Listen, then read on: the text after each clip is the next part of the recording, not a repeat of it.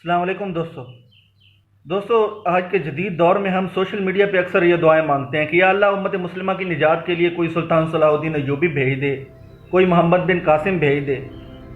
اور یہ سوچتے ہیں کہ وہ تلواریں ہاتھ میں لیے گھوڑوں پہ بیٹھ کے آئیں گے، فرشتوں کی فوج ہوگی ان کے ساتھ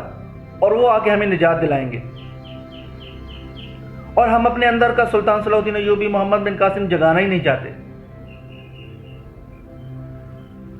پوری امت پہ جو بھی تکلیف، ظلم و ستم، پہاڑ توڑے جا رہے ہیں نا، اس کے ذمہ دار ہم خود ہیں،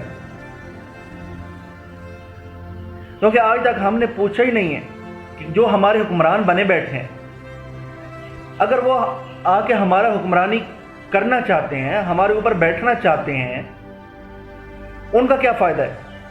ان سے آج تک ہم نے یہ سوال نہیں پوچھا، بھائی اپنا فائدہ بتاؤ، آپ ہم سے ووٹ مانگتے ہو، آپ ہمارے حکمران بنتے ہو، اپنا فائدہ بتاؤ، اس میں تمہارا کیا فائدہ ہے؟ تو ایک ہی جواب ملے گا، جی میں آپ کی خدمت کرنا چاہتا ہوں، قوم کی خدمت کرنا چاہتا ہوں۔ اور پھر جو قوم کی خدمت ہوتی ہے وہ تو قوم سے پوچھنے کی ضرورت ہی نہیں ہے، سب کو پتہ ہے، پوری قوم کو پتہ ہے کہ ان کی کیسے خدمت ہوتی ہے۔ یہ سوچیں، دل سے سوچیں، یہ اللہ تعالیٰ نے دیا نا، یہ یہاں سے سوچیں۔